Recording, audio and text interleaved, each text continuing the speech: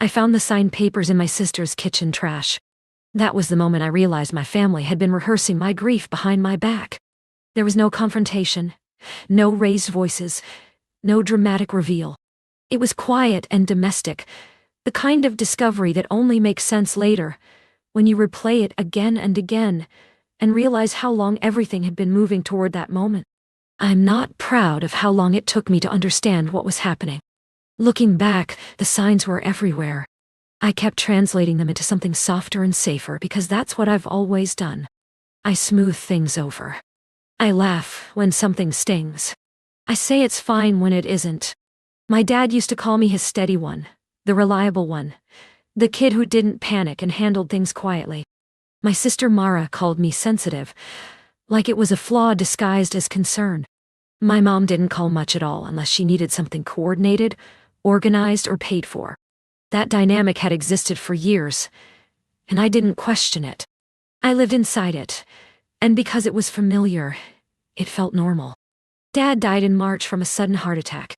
The kind of death that makes you feel foolish for all the times you assumed you'd have more time. He was 64. He still used the same dented travel mug every morning. He still left voicemails that started with, "Hey kiddo, just calling to hear your voice," followed by a cough, a laugh, and the sound of him hanging up before I could answer.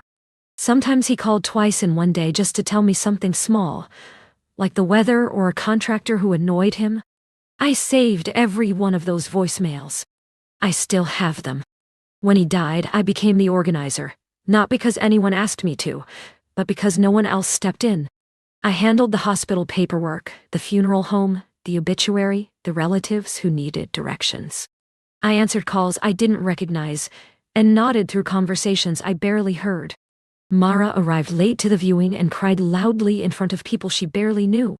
My mom floated from group to group like she was attending an event she hadn't chosen, but felt obligated to smile through. No one asked how I was holding up. They assumed I would just keep going. For a week I barely slept.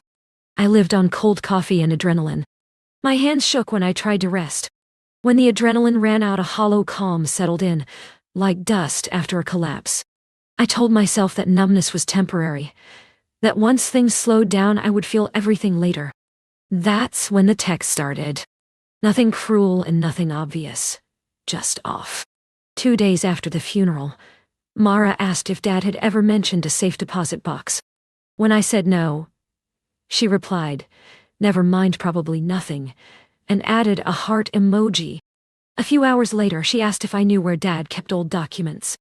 The next day, she asked if he had ever talked to me about the business changing hands. Each question felt casual on its own, but together they formed a pattern I didn't want to name. It felt like a bandage slapped over a bruise. That was the first thing that didn't add up. I told myself grief made people strange. I told myself Mara was coping in her own chaotic way. I told myself I was reading into it because I was exhausted and suddenly fatherless. I told myself that if something was wrong, I would feel it clearly, not as a vague discomfort I couldn't explain.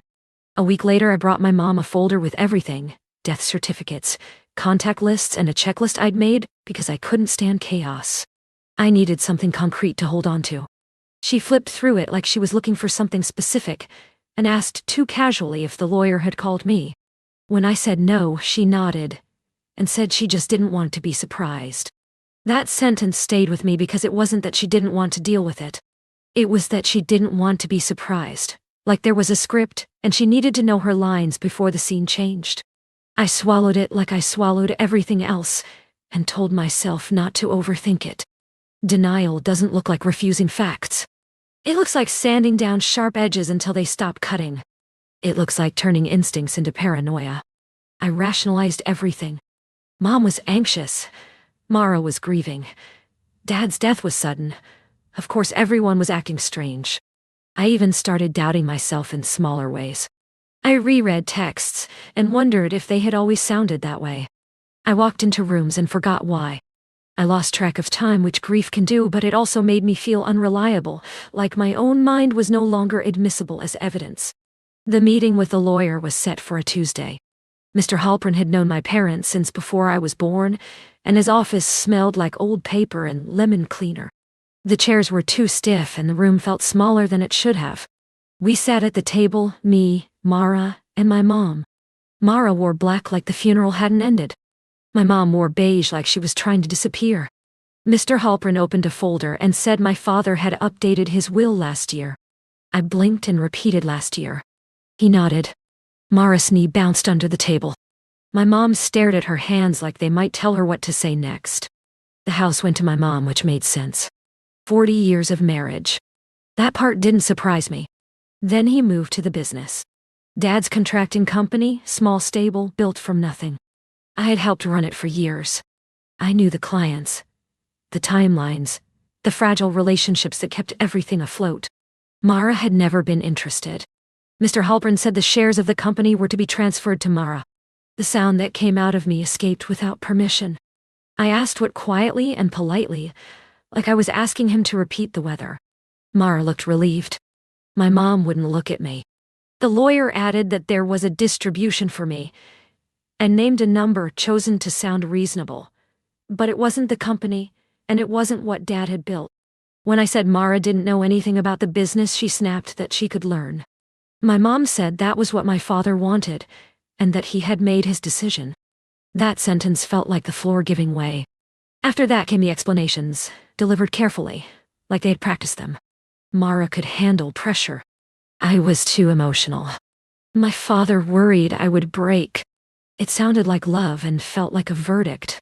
I replayed memories in my head, and suddenly things I thought I understood felt unstable, like I had been standing on something hollow. The next discovery came quietly. A month later, Mara invited me to dinner. Her kitchen was spotless and staged, like a listing photo. While she was in the bathroom, her phone lit up with a notification that said Halpern call finalize. I stood there longer than I should have. I remembered something Dad used to say, half joking, that people tell you the truth with what they throw away. I checked the trash and found an envelope with the lawyer's letterhead torn in half.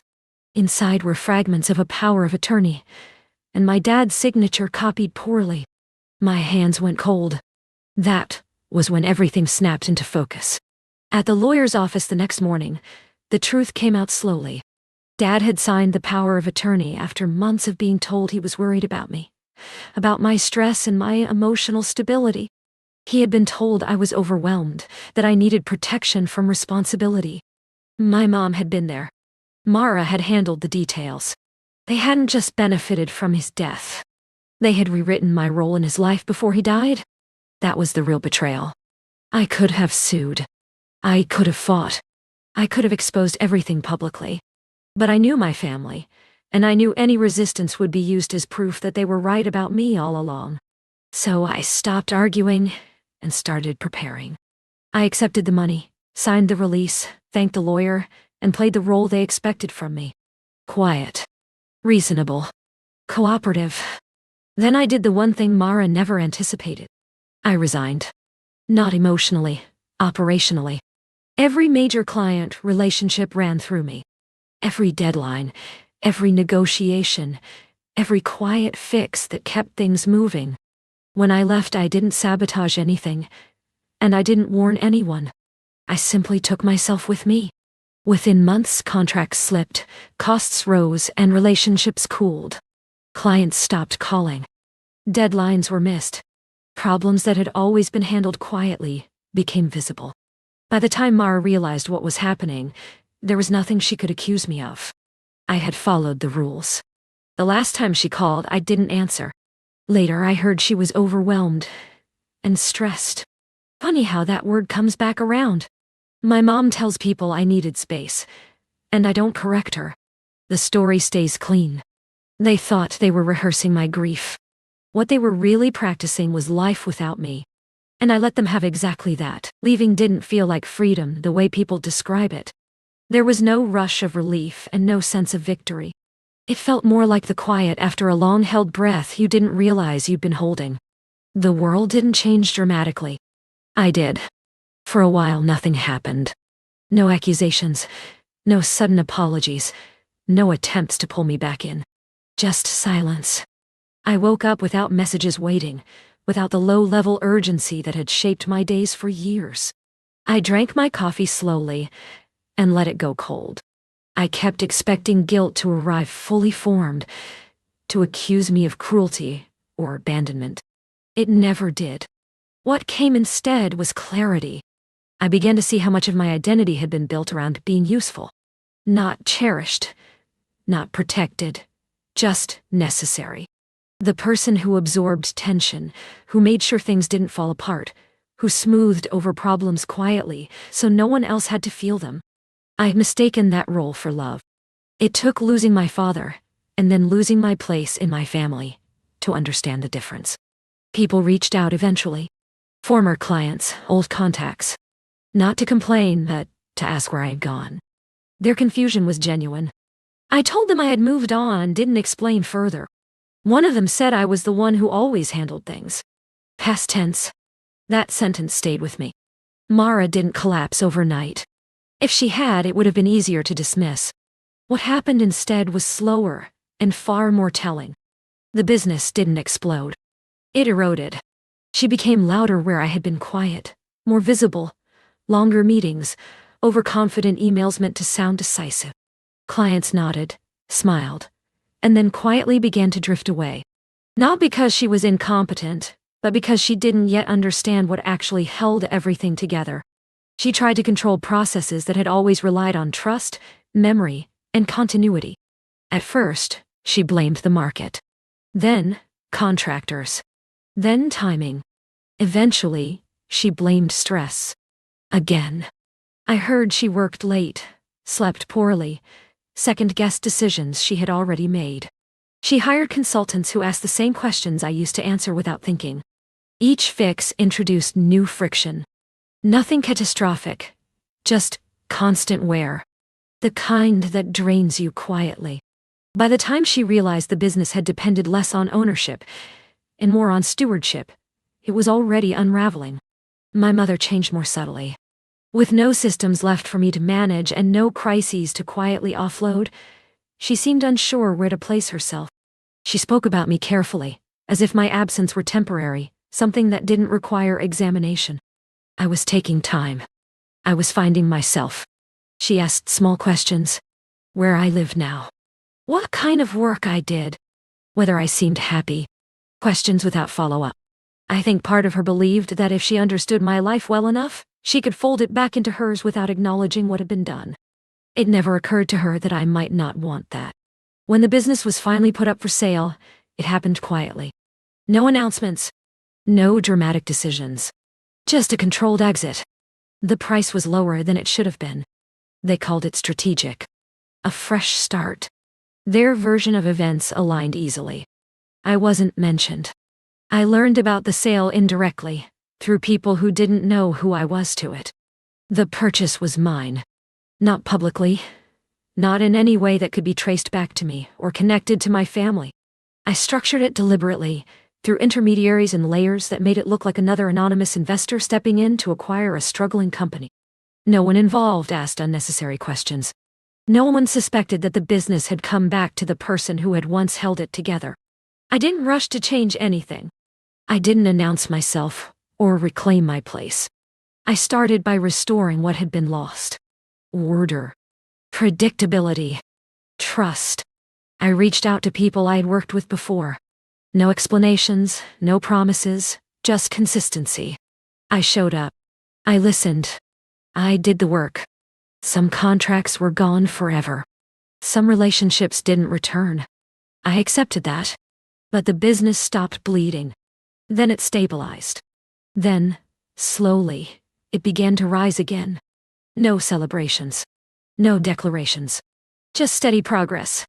Quiet repairs. I wasn't fixing the past. I was continuing it from the place where I had been erased. My family never knew. Maybe they suspected something. Maybe they didn't. It stopped mattering. The story they told about themselves no longer required my presence, and I no longer needed to be accurately represented in a narrative I wasn't living inside. They thought they were rehearsing my grief, preparing for my collapse, adjusting the world around the assumption that I would remain predictable and manageable. What they were really rehearsing was life without the person who had quietly held everything together. I let them have that life. And I built one where I no longer had to disappear for things to work.